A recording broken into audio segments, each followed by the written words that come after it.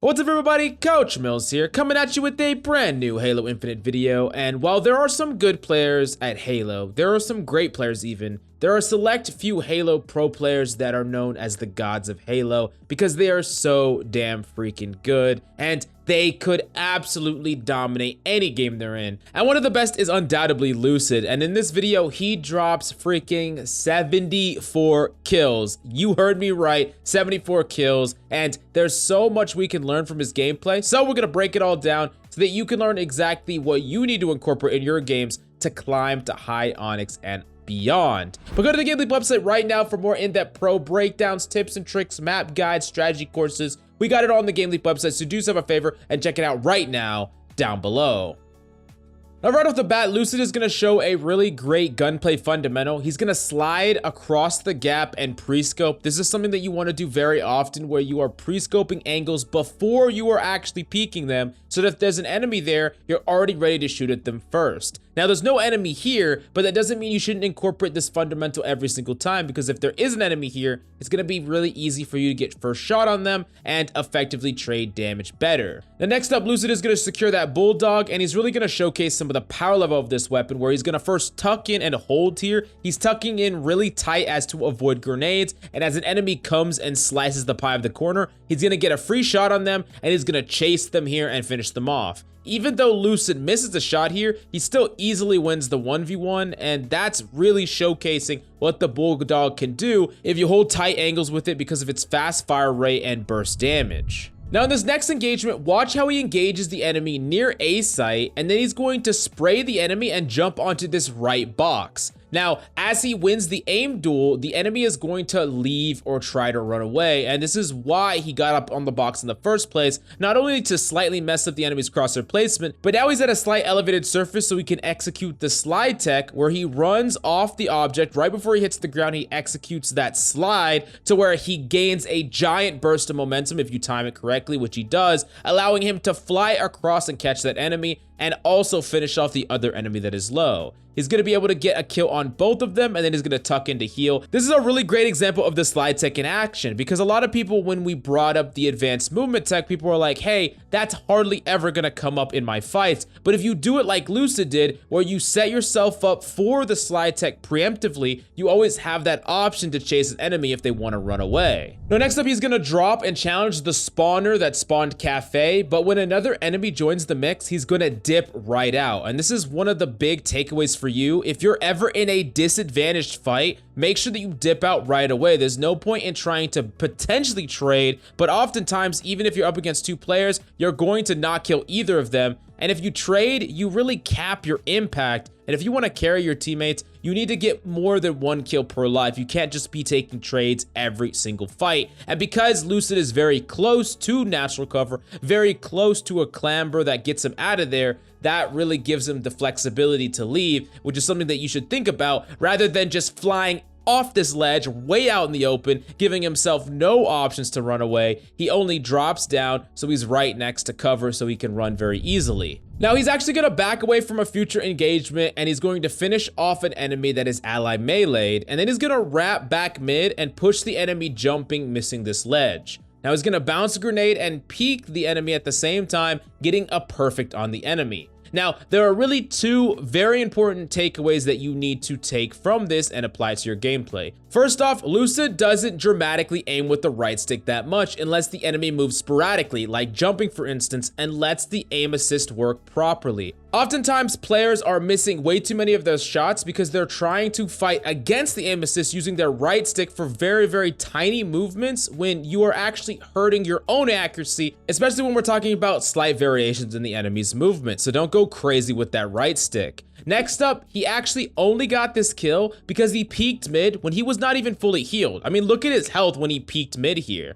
Many will just hide when they're weak, but Lucid is always on the hunt for more kills and more value. You see, it only takes a second to look down lanes, and if the enemies are not looking right where you're gonna peek, you have a second to see where the enemies are. Like, if he peeks that at a very low health and they're already looking in his general direction, he can just peek back and run away. He's not gonna die. But because they're caught in the middle of doing something else, this person was caught in the middle of running up, he gets to actually fight this enemy and kill them basically for free because he didn't just hide and he didn't just tuck away from enemies. Now, after that fight, another enemy is going to step up and challenge him, and he's very weak here, but watch how he wraps around, jumps, and tries to land over top a potential pushing enemy. Now, the enemy doesn't push him here, but because he did this, if an enemy did, he would be able to potentially back hit them or dramatically mess with the enemy's crosshair placement, and that's a way that you can actually win a matchup even if you're very low relative to the enemy, because if they run through, don't see you when you jump way up and over, you can really get some crazy kills on the enemy.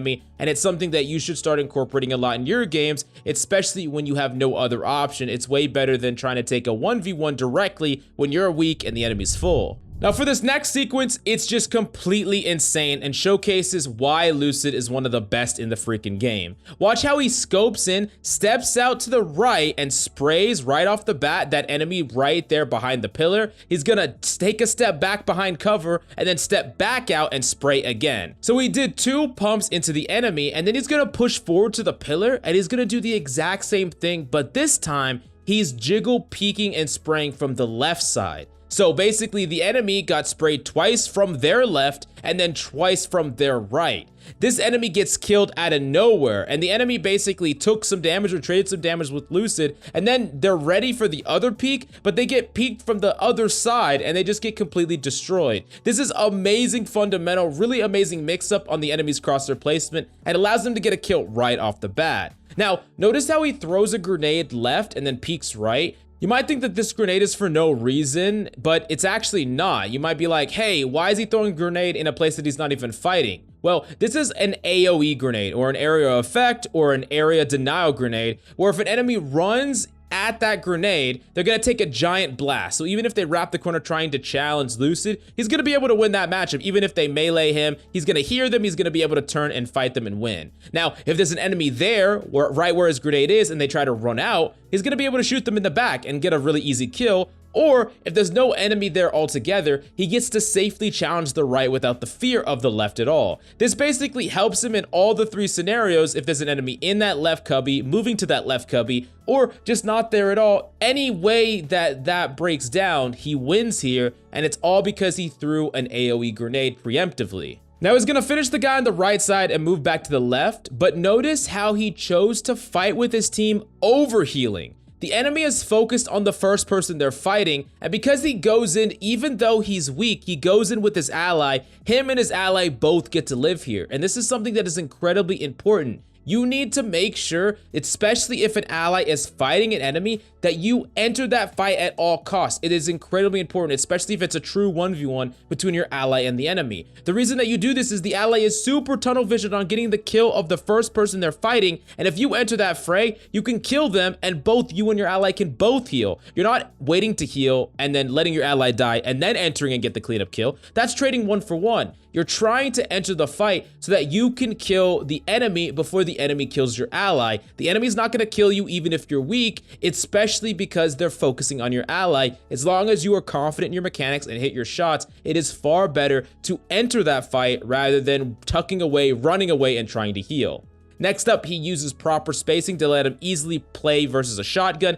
As he sees the shotgun player come at him, he backs up slightly and gets a really easy kill on them. Now, once again, I really want to showcase Lucid's aim because he has some of the best aim in the game, and watch how he doesn't overly rely on his right stick. Again, he's using the aim assist to his advantage and he's not fighting against it. On top of that, when the enemy is one shot, he doesn't rush that shot. Rather, he tracks the enemy through the air slightly and he secures that headshot mid-air when they jump, when they're in a fixed position. A lot of players will get that enemy low and then they'll panic and just spray and try to rush it. And sometimes they get the tables turned on them. So definitely make sure, especially when you have a big health advantage over the enemy, make sure that you try to focus up and finalize that last headshot rather than trying to panic and rush it and ending up missing way too many shots. Now, if I were to give you any big takeaways with Lucid that you should incorporate more in your games, one, he doesn't hide and he fights with his team. If his team are in a fight, he's fighting. He's not tucking away and hiding when he's a little bit low or even a lot low, as long as he knows that his fire will actually contribute to the overall winning of a team fight.